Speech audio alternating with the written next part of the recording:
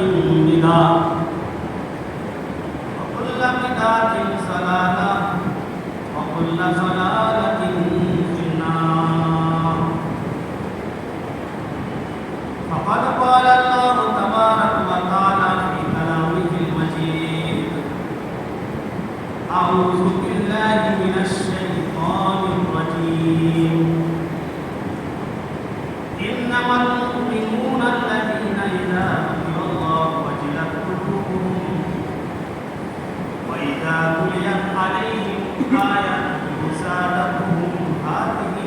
زادتهم إيمانا وعلى ربهم يتوكلون. وقال تعالى: ألم يعن للذين آمنوا أن تخشع قلوبهم لذكر الله. رب اشرح لي صدري ويسر لي أمري واحلل عقدة من لساني يفقهوا قولي. رب زدني علما. تمام قسم کی حمد و ثنا، کبریائی، بڑائی اور برتری اس پاک رب العزت کے لیے لائق و زیبا ہے جو خالق کائنات ہماری کعبہ السماء ہے، جس کے ہاتھ میں تمام چیزوں کے اختیارات ہیں. وہ وحدہ لا شریک لہ، جس کا کوئی ساجی نہیں، کوئی مشیر نہیں، کوئی ساتھی نہیں، اس کے برابر کوئی نہیں، جس نے اپنی حکمت سے اور اپنی مصلحت سے پوری دنیا کو پیدا فرمایا.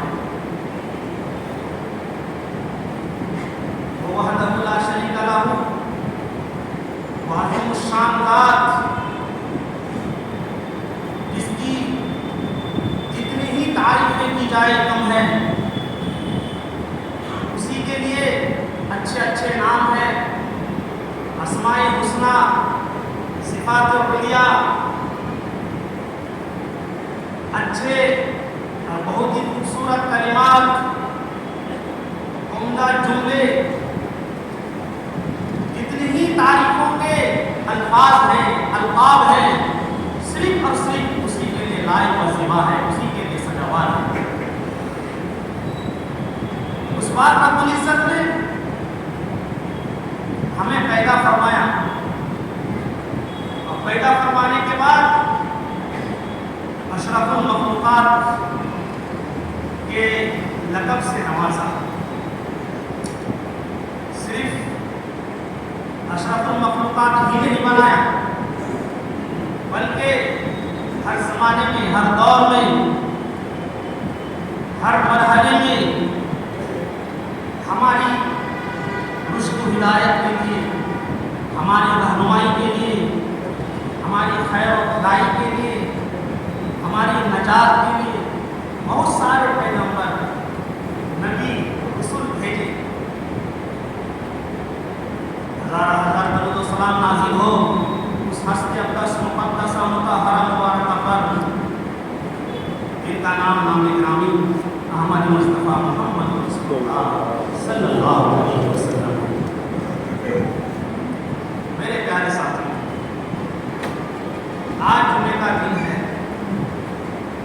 اور اس میں مختصر خطبہ ہوتا ہے. اس خطبے میں چند باتیں قرآن اور حدیث کی روشنی میں عرض کروں گا انشاءاللہ، کیونکہ اللہ تبارک و تعالیٰ نے ہم کو مومن بنایا، ہم کو اہل ایمان بنایا، ایمان کی دولت سے نوازا.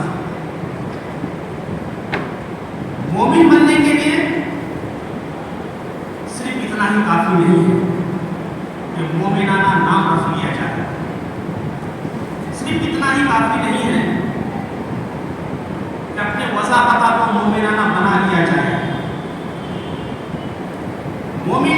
ساتھ ساتھ مسلمان کے ساتھ ساتھ ایک اور لفظ کا ذکر کیا ہے اللہ تبارک و تعالیٰ نے، وہ ہے متقی، پرہیزگار۔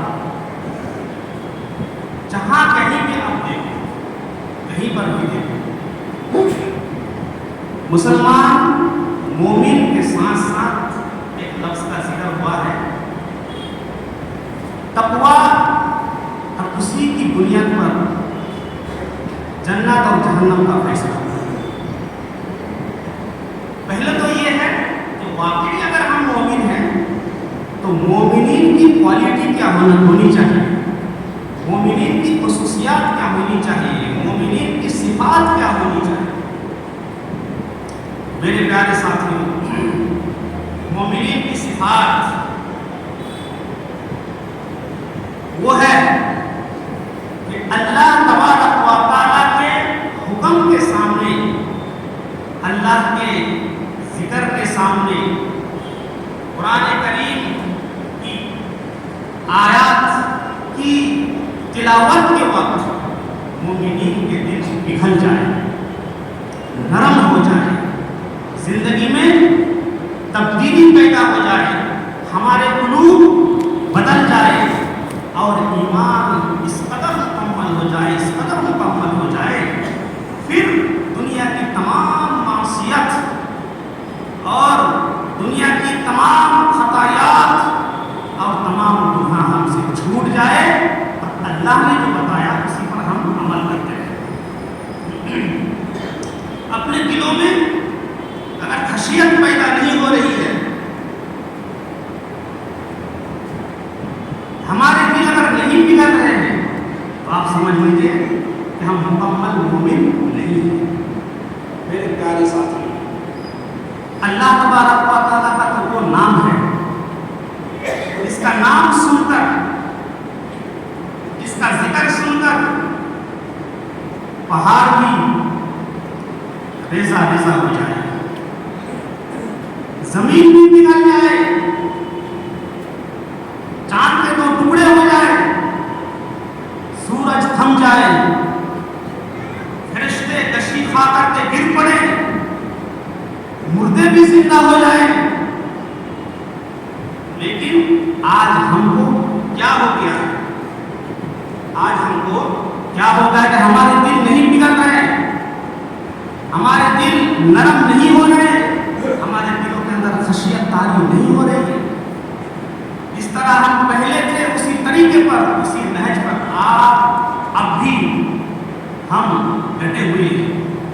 میرے پیارے ساتھیوں، اس کی وجہ کیا ہے؟ اس کے اسباب کیا ہے؟ اس کے ریزن کیا ہے؟ بہت سارے اسباب ہو سکتے ہیں کہ آج ہمارے دل نرم نہیں ہو رہے ہیں، رجوع الی اللہ نہیں ہو رہے، بہت سارے اسباب ہو سکتے ہیں۔ ان میں سے پہلا جو سبب جو حدیث کے اندر بھی موجود ہے اور علماء کا جملہ بھی ہے، علماء کا جملہ بہت ہی بہترین ہے حدیث کی روشنی میں، اور وہ جملہ کیا ہے کہ حب الدنیا وراث کل خطیئۃ۔ آج ہماری زندگی میں تبدیلی نہیں ہو رہی ہے، ہمارے دل جو نہیں بدل رہے ہیں، اس کی اصل وجہ، اصل سبب کیا ہے؟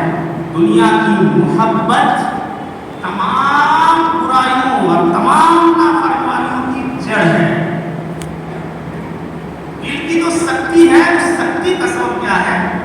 حب الدنیا، دنیا کی محبت۔ دنیا کی اگر محبت ہو جاتی ہے، پیسوں کی محبت ہو جاتی ہے، مال و دولت کی اگر محبت ہو جاتی ہے، دکان و مکان کی اگر محبت ہو جاتی ہے، تو آپ کے دل میں خشیت الہی نہیں آئے گی، آپ کے دل نرم نہیں ہوں گے۔ یہی وجہ ہے، ورنہ دیکھیں جس کے اندر دنیا کی محبت نہیں ہے، جو اللہ تبارک و تعالیٰ ہی کے لیے صرف کام کر رہے ہیں، اپنے مال و دولتوں کو لٹا رہے ہیں،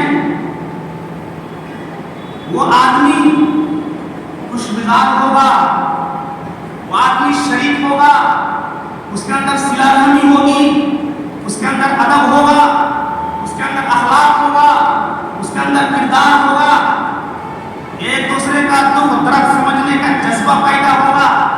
لیکن جو دنیا کے پجاری ہیں، آپ دیکھیں گے عام طور پر ان کے دل اب اس کا مزاج بھی سخت ہوگا، اس کی طبیعت بھی سخت ہوگی۔ میرے پیارے ساتھیو، اللہ تبارک و تعالیٰ فرماتا ہے انما المؤمنون الذين اذا ذكر الله وجلت قلوبهم واذا تليت عليهم آياته زادتهم۔ اللہ تبارک و تعالیٰ کا ارشاد ہے کہ اصل مومنین تو وہ ہیں جن کے سامنے اللہ کا ذکر ہو، اس ذکر کے لیے ان کے دل نرم ہو جائے، پگھل ہو جائے، ان کے دل لرز جائے، اور جب قرآن کریم کی تلاوت ہو، اس تلاوت کو سن کر کے ایمان بالکل مضبوط ہو جائے، پکا ہو جائے۔ أَلَمْ يَأْنِ لِلَّذِينَ آمَنُوا أَن تَخْشَعَ قُلُوبُهُمْ لِذِكْرِ اللَّهِ۔ یہ لوگوں، کیا ابھی وہ وقت نہیں آیا، ابھی وہ مسلمانوں کے لیے، مومنین کے لیے وقت نہیں آیا کہ اللہ کے ذکر کے لیے، اللہ کو یاد کر کے، اللہ کے حکم کے سامنے ان کا دل بالکل نرم ہو جائے، درس جائے، خشیت الہی طاری ہو جائے؟ وقت کب آئے گا؟ وقت کب آئے گا؟ مرنے کے بعد تو آ ہی نہیں سکتا، کیونکہ تو رجن کا وقت ہے، دنیا ہی میں آنا چاہیے، لیکن ابھی تک تو آیا ہی نہیں، ابھی تک نہیں آیا۔ میرے پیارے ساتھیوں، اللہ تبارک و تعالیٰ نے مسلمان بنایا، مومن بنایا، یہ علامتی طور پر ہم مومن مسلمان ہو سکتے ہیں، لیکن جو تقویٰ اور خشیت الہی کی جو علامات اور جو پہچان بتلائی گئی ہے، وہ پہچان کیا ہے؟ متقی کی پہچان نام سے نہیں ہے، متقی کی پہچان نماز سے نہیں ہے، متقی کی پہچان وضو سے نہیں ہے، متقی کی پہچان حج عمرہ سے نہیں ہے، متقی کی پہچان زکات سے نہیں ہے، متقی کی پہچان جماعت بندی اور لمبے لمبے کرتے، لمبی لمبی داڑیاں اور اونچی ٹوپی سے نہیں ہے، یہ متقی کی پہچان نہیں ہے۔ متقی کی پہچان کس سے ہے؟ تجارت سے ہے، کاروبار سے ہے، متقی کی پہچان معاملات سے ہے، متقی کی پہچان حقوق کے ادا کرنے سے ہے، متقی کی پہچان کردار و اخلاقیات سے ہے، متقی کی پہچان صلہ رحمی سے ہے، اس سے متقی کی پہچان ہوتی ہے۔ میرے پیارے ساتھی، حضرت ابو ہریرہ رضی اللہ تعالیٰ عنہ سے جناب محمد رسول اللہ صلی اللہ علیہ وسلم نے کیا کہا تھا کہ ابو ہریرہ، تم متقی بننا چاہتے ہو، تم پرہیزگار بننا چاہتے ہو، یہ سب سے زیادہ پرہیزگار میں بن جاؤں دنیا کا، کیا کرو گے؟ اس چیز کو اختیار کرو گے؟ فرمایا اتق المحارم تکن اعبد الناس، تم حرام چیزوں سے بچ جاؤ، حرام کمائی سے بچ جاؤ، حرام تجارت سے بچ جاؤ، حرام کاروبار سے بچ جاؤ، حرام دیکھنے سے بچ جاؤ، حرام پکڑنے سے بچ جاؤ، حرام کردار سے، حرام اخلاقیات سے بچ جاؤ، تکن اعبد الناس، دنیا کے سب سے بڑے طبقے کے تم پرہیزگار بن جاؤ گے، سب سے بڑے پرہیزگار بن جاؤ گے۔ سمجھ رہے ہیں؟ پیٹ کے اندر حرام ہے، ہمارے تمام مشغولیات، تمام کاروبار، تمام اعمال حرام پر مبنی ہیں، اور نماز اور روزہ کر کے ہم بس سوچتے ہیں کہ ہم متقی پرہیزگار بن جائیں، یہ کبھی نہیں ہو سکتا ہے۔ أَلَمْ يَأْنِ لِلَّذِينَ آمَنُوا أَن تَخْشَعَ قُلُوبُهُمْ لِذِكْرِ اللَّهِ۔ کب وقت آئے گا کہ ہم حراموں کو چھوڑ دیں، خرافاتوں کو چھوڑ دیں، محارم کو چھوڑ دیں؟ میرے پیارے ساتھیوں، مومن کا دل تو اس طرح ہونا چاہیے، اللہ کا حکم سنا اور زندگی میں تبدیلی پیدا ہو گئی۔ مثالیں لے لیجیے، آپ کو معلوم ہے کس طریقے سے زندگی اندر تبدیلی پیدا ہوتی ہے۔ قرآن کریم کی آیت سن کر کے انسان کی زندگی بدل گئی۔ آپ کو معلوم ہوگا عرب کے بہت ہی بڑے مشہور عابد، بہت ہی بڑے قاضی، جس نے پوری زندگی کھانا کعبہ کی خدمت کی، حرمین شریفین کی خدمت کی، پہلے تو متقی بھی نہیں تھا, پرہیزگار بھی نہیں تھا, وہ تو سب سے بڑا ڈاکو تھا. کیا نام ہے؟ فضیل بن ایاس. سب سے بڑا ڈاکو, سب سے بڑا چور, سب سے بڑا بدماش, لوگوں کو لوٹ لیا کرتا تھا, مار دیا کرتا تھا, سامان لوٹ لیتے تھے, ڈکیتی ڈالتے تھے, وہ سب سے بڑا ڈاکو. پورے عرب کے اندر اس کے نام سے دہشت تاری ہو جاتی تھی, لوگ ڈرا کرتے تھے کہ کب فضائل بھی کیا جائے اور ہمارے جان مال کو نقصان پہنچائے. میرے پیارے ساتھیوں, رات کی تنہائی ہے, ڈکیتی ڈالنے کے لیے, سامان لوٹنے کے لیے ایک گھر پہنچتا ہے, چھت کے اوپر چڑھتا ہے, چھت کے اوپر سے فرنگ لگانا ہی تھا, وہ فرنگ لا کر کے گھر کے اندر داخل ہوتا اور جان مال کو نقصان پہنچاتا, مال بھی لوٹ لیتا, اور گھر کے اندر جتنے لوگ تھے سب کو مار کر اسی ارادے سے ہو گیا ہوا تھا. چھت کے اوپر کھڑا ہوا ہے, فرنگ لگانے کے لیے جا رہا ہے. ہر میں کوئی تہجد کی نماز پڑھ رہا ہے اور اس نماز سے قرآن کریم کی آیت کی تلاوت, اس کی آواز آ رہی ہے. قرآن کریم کی آیت پڑھنے کی آواز کون سی؟ الم یعن للذین آمنوا ان تخشع قلوبهم لذکر اللہ. یہ آیت تلاوت ہو رہی ہے گھر کے اندر, وہ آیت کان میں آ کے ٹکرائی, اس کی آواز کان میں آئی. فضیل بن ایاس نے سنا, اس کا مان کو تعلق ہے, ہمارے پاس تھوڑا نہ تھے, تم کو پتہ ہی نہیں ہے کہ قرآن میں کیا پڑھا جا رہا ہے, نہیں پڑھا جا رہا, اس کو تو پتہ ہے.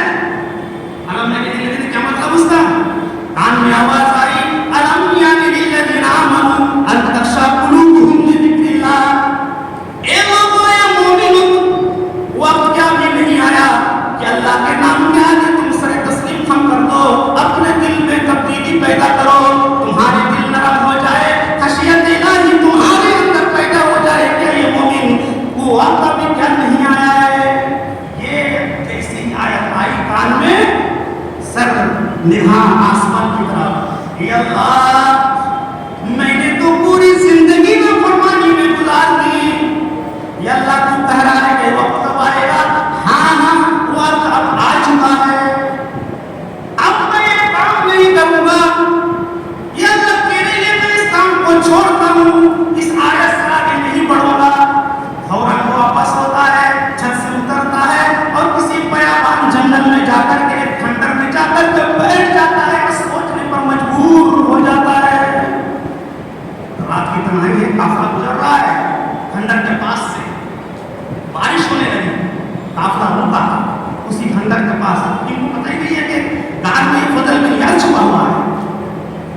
اب وہاں بیٹھ گئے, کچھ لوگ کہتے ہیں چلو چلتے ہیں, سفر جاری رکھتے ہیں, کچھ لوگ کہتے ہیں ابھی یہی ٹھہر جاؤ, ابھی تم رات میں جاؤ گے نا, فضل بن ایاس کو جانتے ہو, وہ مار ڈالے گا تمہیں, وہ سارا سامان لوٹ لے گا.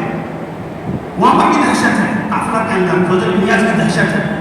اب وہ سن رہا ہے اپنی کانوں سے, وہ سوچنے لگا, یا اللہ میرے نام سے لوگ ڈر رہے ہیں, مجھے ڈاکو کہہ رہے ہیں, مجھے چور کہہ رہے ہیں, برائی سے میرا نام لیا جا رہا ہے, اتنا برا آدمی ہوں تیری مخلوق میں.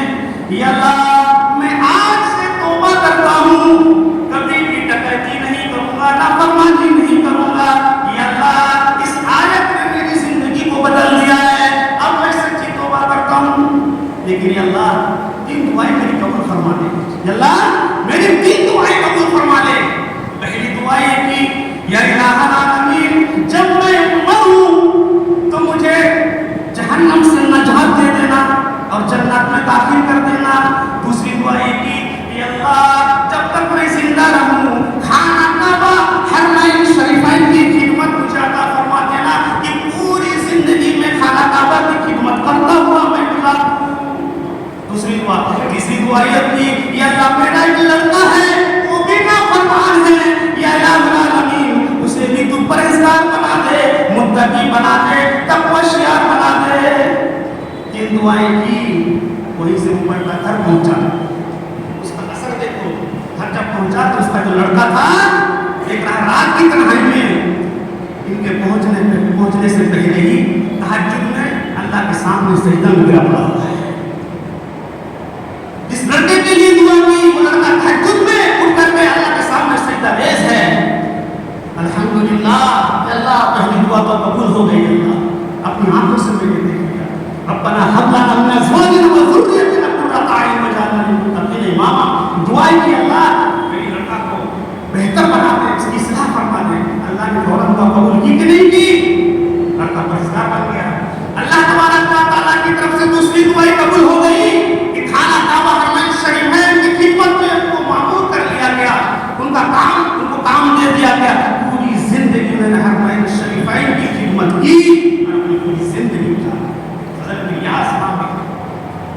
اور وہ تو دعا ہے کہ انشاءاللہ مرے گا تو جنت ملے گی کیونکہ سچی توبہ کی. تو کہنے کا مطلب یہ ہے کہ کس طریقے سے زندگی کو پڑھنا, کس طریقے سے زندگی میں تبدیلی پیدا کی. آج ایک آیت اس کی زندگی بدل دی. آج ہم سینکڑوں آیتیں سنتے ہیں, پورا کا پورا قرآن کریم سن ڈالتے ہیں, پوری زندگی والوں نصیحت سنتے ہیں, لیکن ہمارا معاملہ, ہمارے عمل, ہمارا کردار وہی پر ہے جو پہلے تھا. کوئی تبدیلی نہیں ہے. وہی دھوکہ دھڑی, وہی مکر فریبی, وہی وعدہ خلافی, وہی جھوٹ, وہی مکاری, لوگوں کو ستانا, مان لے کر کے پیسہ روک لینا اور دوستوں کو ستانا. آج نہیں ہے تو کل, کل نہیں ہے تو پرسوں, پرسوں نہیں ہے تو ترسوں, اور تجارت میں اللہ تبارک و تعالیٰ کو معاف کرے اس طریقے سے وعدہ خلافی ہوتی ہے اور لوگوں کو ستایا جاتا ہے. کسٹمر بھی دکاندار سے پریشان ہے اور دکاندار بھی کسٹمر سے پریشان ہے. آپس میں بڑا مقابلہ چل رہا ہے دونوں میں. اسلام نہیں. آپ کا دل بدل جانا چاہیے. میرے پیارے ساتھی, وہ وقت کیسا تھا آپ جانتے ہوں گے. ایک صحابی رسول تھے جن کا نام تھا ابو طلحہ رضی اللہ تعالیٰ عنہ. بڑے معروف اور مشہور صحابی, مدینے کے اندر بوڑھے ہو گئے, کمر ٹیڑھی ہو گئی, ہڈی نرم پڑ گئی, طاقت نہیں ہے, لاٹھی لے کے چل رہے ہیں. وہ ابو طلحہ رضی اللہ تعالیٰ عنہ مسجد میں آتے ہیں, نماز پڑھتے ہیں. نماز پڑھنے کے بعد ایک کونے پر بیٹھ جاتے ہیں, قرآن اٹھاتے ہیں اور قرآن کریم کی تلاوت شروع کرتے ہیں. سورہ توبہ پڑھنا شروع کر دیتے ہیں. سورہ توبہ کی آیت انفروا خفافا وثقالا وجاہدوا باموالکم وانفسکم, یہاں تک پہنچ رہے ہیں جس کے اندر یہ لکھا ہوا ہے, یہ لوگوں اللہ کی راہ میں نکلو, کسی بھی حالت میں تم ہو, چاہے تم بڑے ہو چھوٹے ہو, جوان ہو یا بوڑھے ہو, تم امیر ہو یا غریب ہو, سارے کے سارے اللہ کی راہ میں نکل جاؤ, اپنا جان, اپنی جان, اپنا مال اللہ کی راہ میں لگاؤ. یہ آیت تک جب پہنچے تو آگے نہیں بڑھے, قرآن کریم کو بند کر دیا, بند کر کے رکھ دیا ہاتھ میں, اور وہ اٹھے, لاٹھی کے سہارے سے گھر پہنچے, اپنی اولاد سے کہنے لگے, یہ میری اولاد, یہ بیٹو آؤ ادھر, تیاری کرو, سامان سفر تیار کرو. کہاں جاؤ گے ابو, آپ تو صحیح طریقے سے چل بھی نہیں پا رہے, 80 سال کی عمر ہے, جہاد میں جاؤں گا, جنگ میں جاؤں گا. کیوں, آپ کے لیے تو ہے ہی نہیں, یہ تو نوجوانوں کے لیے کام ہے. نہیں, میں قرآن کریم پڑھ کے آیا ہوں, اللہ کہتا ہے انفروا خفافا وثقالا وجاہدوا باموالکم وانفسکم, کسی بھی حالت میں تم نکلو گے نہیں. اللہ کی آیت میرے سامنے آ گئی, میں گھر کے اندر رک نہیں سکتا. یہ میرے بچوں, میرے لیے تیاری کرو, مجھے کسی بھی طریقے سے پہنچا دو. بڑے اصرار کے ساتھ بچے تیار ہوئے, اور اس وقت ایک قافلہ جا رہا تھا بحری بیڑے سے, پانی جہاز کے ذریعے سے سفر ہو رہا تھا. وہ قافلہ جا رہا تھا جنگ کے لیے. بچے کہنے لگے, ابو اگر ہم نہیں مانتے چلو آپ کو چھوڑ دیتے ہیں. لے جا کر کے جہاز کے اندر بیٹھا دیا, سفر شروع ہو گیا. آندھی کی دنیاوی میں اس کشتی کو سمندر کے بیچوں بیچ میں لے جا کر کے چھوڑ دیا. اب کہیں تو ساحل مل ہی نہیں رہے, ساحل نہیں مل رہا ہے, کنارہ تو مل ہی نہیں رہا ہے, بیچوں بیچ سمندر کے اندر وہ کشتی ہے. ابو طلحہ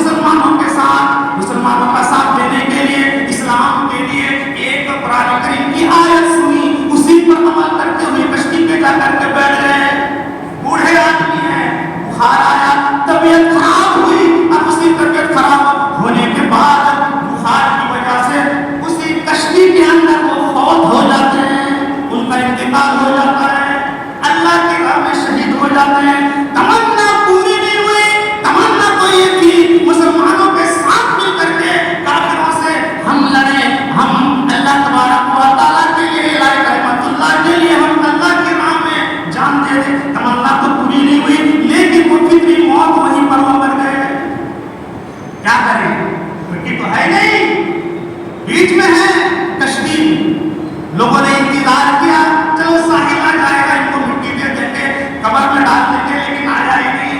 لوگوں نے مشورہ کیا، ایک لکڑی نکالی اور اس لکڑی کے ساتھ کفن پہنانے کے بعد اس لکڑی کے ساتھ اس کی میت کو، لاش کو باندھ دیا، اور باندھنے کے بعد اسی لکڑی کے سہارے سے سمندر کے سپرد کر دیا۔ بہتے ہوئے وہ لاش کہیں چلی گئی، ملی نہیں، جا کر مجبوری دیکھیے، بوڑھے آدمی تمنا دیکھیے، مسلمانوں کے ساتھ گئے، کشتی میں سوار ہوئے، انتقال ہوا، مٹی بھی نصیب نہیں، قبر بھی نصیب نہیں، میرے پیارے ساتھیوں اپنے گھر والوں کی زیارت بھی نصیب نہیں ہے، یادت بھی کچھ نہیں، اللہ کی راہ میں جان دے دی، اس کی لاش کو سمندر کے حوالے کر دیا، بہتی ہوئی لاش چلی گئی۔ یہ اللہ تبارک و تعالیٰ کے لیے تھے، اسی لیے تو کہا رضی اللہ تعالیٰ عنہ و رضوان، اللہ سے خوش ہے۔ میرے پیارے ساتھیوں، قرآن کی آیت سن کر، اللہ کا حکم سن کر، نبی کے جملے سن کر، حدیث کے الفاظ سن کر اگر ہمارا دل نہیں بدل رہا ہے تو پھر آپ سوچیں کہ ہم کس درجے میں کھڑے ہوئے ہیں، ہم کہاں پر کھڑے ہوئے ہیں، اسلام کی پہچان ہمارے اندر کیا ہے، اور پھر مرنے کے بعد ہمارا حال کیا ہوگا۔ آج جو دنیا پرستی آ چکی ہے، اس دنیا پرستی کی وجہ سے آج ہم حلال اور حرام کو نہیں پہچان رہے ہیں۔ میرے پیارے ساتھی، آپ سے بھی میں کہتا ہوں اور عورتوں سے بھی کہتا ہوں کہ عورتیں اگر تمہارے مرد نہیں سدھر رہے ہیں تو ان کو، اپنے بچوں کو، اپنی اولاد کو، اپنے مردوں کو سدھارنے کی تم کوششیں کرو، تم نصیحتیں کرو، ان کی بہترین تربیت کرو۔ بہترین عورت وہ ہے، بہترین عورت وہ ہے تعینہ علی امر الآخرہ، کہ آخرت کے لیے اپنے بچوں کو تیار کرے، آخرت کے لیے اپنے شوہر کو تیار کرے، آخرت کے لیے اپنے مردوں کو تیار کرے، ان کو نصیحت کرے، اور جو خلاف ورزی، اسلام کی خلاف ورزی ہو رہی ہے، جو حرام کام ہے، سنت کے علاوہ سنت کے خلاف جو کام ہے، ان کاموں سے آپ بچو، اور اگر تمہارے شوہر کرنے کے لیے کہے کہ یہ تم کام کرو تو اس کی بات تم نہ ماننا، ان کو بتاؤ کہ اسلام یہ ہے، ایمان یہ ہے، اسلام اور قرآن حدیث کی باتیں یہ ہیں، ان باتوں پر تمہیں چلنا پڑے گا، اور عورتوں پر کی ذمہ داری بنتی ہے۔ میرے پیارے ساتھی، تو پہلا میں کہہ رہا تھا کہ اللہ کی آیت سن کر یا نبی کے جملے سن کر کے لوگوں کا دل بدل گیا اور زندگی میں عظیم شان انقلاب پیدا ہوا۔ آپ کو معلوم ہے جناب محمد رسول اللہ صلی اللہ علیہ وسلم جنگ خیبر میں تشریف لے گئے۔ خیبر کا مقام جو ہے مدینے سے تقریباً 150 کلومیٹر دوری پر ہے۔ خیبر کا جو مقام تھا اس میں کئی قلعے تھے، بڑے بڑے مضبوط قلعے یہودی کے، ان میں سے ایک قلعہ بڑا مضبوط تھا جس کا نام تھا نعیم، قلعہ کا نام تھا نعیم۔ اس قلعے کو فتح کرنے کے لیے اللہ کے نبی بھی گئے، صحابہ بھی گئے، اور خیبر کے باہر پڑاؤ ڈالا۔ اچھا، یہاں کا جو سردار تھا اس قلعے کا، اس کا نام تھا عامر، یہودی تھا وہ، اس کا ایک غلام تھا حبشی نسل، حبشی غلام بہت ہی زیادہ کالا بدصورت، وہ بکریاں چرایا کرتا تھا۔ جب یہ لوگ پہنچے تو وہ عامر جنگ کی تیاری کرنے لگا، یہودی تیاری کرنے لگے۔ اس چرواہا نے پوچھا کہ کیا کر رہا ہو؟ کہنے لگا کہ جنگ کی تیاری کر رہا ہوں۔ کس سے؟ اسی سے جو اپنے آپ کو نبی کہتا ہے، اپنے آپ کو محمد کا تم نے نام سنا؟ وہ کہہ رہا میں اللہ کا رسول ہوں، پتہ نہیں کس طرح بلا رہے ہیں۔ اس سے میں ہم جنگ کریں گے، اس کی جنگ کی تیاری ہو رہی ہے۔ اچھا، کوئی چرواہا ہے، اس چرواہے کے دل میں یہ بات آئی، چلو تم مل تو لے، محمد صلی اللہ علیہ وسلم سے تم مل تو لے، کیا وجہ ہے؟ بکری چڑھا رہا ہے، اور بکریوں کو لے کر کے چپکے سے جناب محمد رسول اللہ صلی اللہ علیہ وسلم کے قلعے میں تک وہ پہنچتا ہے۔ اجازت مانگی، ملاقات کی اجازت دے دی گئی۔ جناب محمد رسول اللہ صلی اللہ علیہ وسلم کے پاس جب پہنچا، بتاؤ کہاں سے آئے؟ کہنے لگا میں ایک چرواہا ہوں، میں حبشی ہوں، نائب کا میں غلام ہوں، میں بکریاں چراتا ہوں، آپ کے خلاف تیاری کر رہے ہیں، جنگ کی تیاری کر رہے ہیں۔ دیکھا تو انہوں نے کہا کہ محمد سے جنگ کرنے کے لیے ہم تیاری کر رہے ہیں، اسی لیے میں چپے سے آ کے آپ کے پاس یا کس چیز کی طرف دعوت دے رہے ہیں؟ اللہ کے نبی صلی اللہ علیہ وسلم نے فرمایا میں کس چیز کی طرف دعوت دے رہا ہوں؟ ادعو الی الاسلام ان تشہد لا الہ الا اللہ وان محمد رسول اللہ وان تعبد الا اللہ۔ میری دعوت یہ ہے کہ میں اسلام کی طرف بلا رہا ہوں اور اللہ کے سوا کوئی معبود نہیں، میں اللہ کا رسول ہوں، اور تم اس دنیا میں اگر زندگی گزارو گے تو صرف اور صرف تم اللہ ہی کی عبادت کرو گے۔ میں اس چیز کی طرف دعوت دے رہا ہوں۔ اچھا، اس کے بعد اس نے پوچھا اللہ کے نبی سے کہ اللہ کے نبی اگر میں مسلمان بن جاؤں، ایمان لاؤں تو میرا ٹھکانہ مجھے کیا ملے گا؟ اللہ کے نبی نے کہا لکل جنہ ان متا، اگر تم اسلام قبول کر لو گے تو تمہارے لیے جنت ہے۔ اللہ کے نبی سے اتنا ہی جملہ کہا ہے، حدیث کا الفاظ ہے لکل جنہ ان متا ذالک، اگر اسی پر قائم دائم رہو گے، تم مر جاؤ گے، تم کلمہ پڑھو تو جنت کے اندر داخل ہو جاؤ گے۔ یہی وہ جملہ تھا جس کی زندگی کو بدل دیا تھا۔ پھر وہ کہنے لگا کہ اللہ کے نبی میں تو بہت ہی زیادہ بدصورت ہوں، میرے جسم سے بدبو آتی ہے، مجھے لوگ اپنے پاس بٹھانے کے لیے تیار نہیں ہوتے، میں تو ماتا بھی نہیں ہوں، میں تو بہت ہی زیادہ غریب ہوں، میں تو غلام ہوں، کہ اللہ تبارک و تعالیٰ مجھے پسند کرے گا۔ اللہ نے کہا کوئی پسند کرے گا، تم اسلام لاؤ، اللہ تمہارے لیے جنت تیار کر رہا تھا، تم کو جنت میں داخل کرے گا، ایسی کوئی بات نہیں ہے۔ وہ غلام حبشی النسل ہے، وہ وہی پر کلمہ پڑھتا ہے اشہد ان لا الہ الا اللہ واشہد ان محمد رسول اللہ۔ مسلمان ہونے کے بعد وہ جب وہاں کہنے لگا یہ اللہ کے نبی صلی اللہ علیہ وسلم میں تو بکریوں کے ساتھ آیا ہوں، یہ بکریوں کا پورا ریوڑ ہے، یہ بکریوں کا کیا ہوگا؟ آپ اگر چاہیں تو ان بکریوں کو رکھ لیں، واپس نہ کریں، میں بھی آپ کے لیے ہو گیا، یہ بکریاں بھی آپ کے لیے۔ جناب محمد رسول اللہ صلی اللہ علیہ وسلم نے فرمایا نہیں، تم مسلمان ہو چکے ہو، میرے پاس تو تم رہ سکتے ہو، لیکن یہ بکریاں تو دوسروں کی امانت ہے، کیسے میں رکھ لوں؟ ان بکریوں کو تم واپس کر دو۔ کہنے لگا میں بکریاں لے کر کے اگر جاؤں گا تو مجھے وہ پکڑ لے کے آنے نہیں دیں گے۔ اللہ کے نبی صلی اللہ علیہ وسلم نے فرمایا کوئی بات نہیں، مٹی سے ایک مٹھی کنکر اٹھاؤ اور کنکر اٹھانے کے بعد بکریوں کی طرف پھینکو، بکری کی ریوڑ کی طرف پھینکو اور کہہ دو یہ بکریاں تم اپنے مالک کے پاس چلی جاؤ۔ غلام حبشی نے کنکریاں اٹھائی اور کنکریاں اٹھانے کے بعد بکریوں کی طرف پھینکا، رکھا اے بکریاں تم جہاں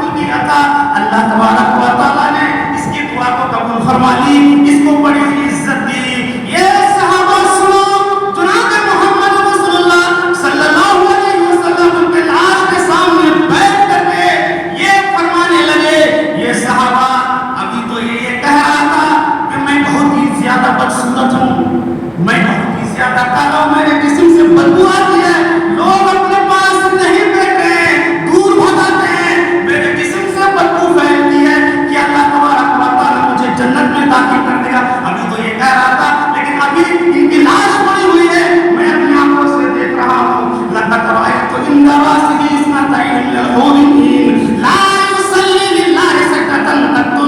اللہ کی قسم میں اپنی آنکھوں سے دیکھ رہا ہوں کہ ان کے سر کے پاس دو خوبصورت حسین و جمیل موٹی آنکھوں والی دو خوبصورت حور ان کے سر کے سامنے موجود ہے، کھڑی ہوئی ہے، انتظار کر رہے ہیں کہ کب اس کو دفنایا جائے اور ہم لپٹ لیں، ان سے ہم محبت کریں، ان سے ہم پیار کریں، ان کے پاس ہم رہیں، ان کی تمنا پوری ہو جائے۔ اللہ تبارک و تعالیٰ نے ان کے چہرے کو خوبصورت بنا دیا ہے، ان کی حالت کو خوبصورت بنا دیا ہے، ان کی زندگی میں برکت عطا فرمائی ہے، اور قبر میں جانے سے پہلے ہی اللہ تبارک و تعالیٰ نے دو موٹی آنکھوں والی خوبصورت حسین و جمیل حور کو بھیج دیا ہے کہ ان کے سر کے پاس کھڑی ہو کر انتظار کر رہی ہے۔ میرے پیارے ساتھیوں، یہ زندگی میں تبدیلی ہے۔ اللہ کے نبی نے کہا حالانکہ لا یصلی للہ سجدۃ قط، اللہ کے لیے ایک سجدہ بھی نہیں ہے، کوئی نماز بھی نہیں پڑھی، ایسے لوگوں میں شمار ہے وہ ایک نماز بھی نہیں پڑھی۔ اور یہ کیفیت دیکھیے، اللہ کی نام اکرام کو ہم جانتے نہیں ہیں، اسلام کی حقیقت کو ہم جانتے نہیں ہیں، اپنے ایمان کی قدر و قیمت کو ہم جانتے نہیں ہیں۔ پیارے ساتھی، ہم تو صرف دنیا میں دھن میں اور دنیا کے کاروبار میں مست ہے، دنیا کی زندگی میں مست ہے، ہم سوچتے بھی نہیں ہیں، سوچتے بھی نہیں ہیں۔ الم یعن للذین آمنوا ان تخشع قلوبهم لذکر اللہ، جب قرآن کریم کی آیت پڑھی جائے، اللہ کا واعظ سنایا جائے، نبی کا حکم سنایا جائے، تو آپ کو پلٹ جانا چاہیے، زندگی میں انقلاب برپا ہو جانا چاہیے۔ یہ مسلمانوں کا کردار ہونا چاہیے۔ اللہ تبارک و تعالیٰ سے دعا ہے کہ رب العالمین ہمیں پہلے سننے سے زیادہ عمل کرنے کی توفیق عطا فرما۔ یا الہ العالمین ہمارے دلوں کے اندر خشیت الہی اور رفقت پیدا فرما دے۔ یا الہ العالمین جب تک ہم دنیا میں زندہ رہیں ایمان و اسلام کے ساتھ، جب ہمارا خاتمہ ہو تو ایمان کے ساتھ ہو۔ آمین یا رب العالمین۔ جو لوگ بیمار ہیں اللہ انہیں شفا کاملہ عطا فرما، جو کاروبار سے پریشان آ رہے ہیں اللہ ان کے کاروبار میں خیر میں برکت عطا فرما دے۔ یا الہ العالمین تمام مسلمانوں میں اتحاد اور اتفاق پیدا فرما دے، سب کو پیار محبت کے ساتھ زندگی گزارنے کی توفیق عطا فرما۔ وآخر دعوانا الحمدللہ رب العالمین۔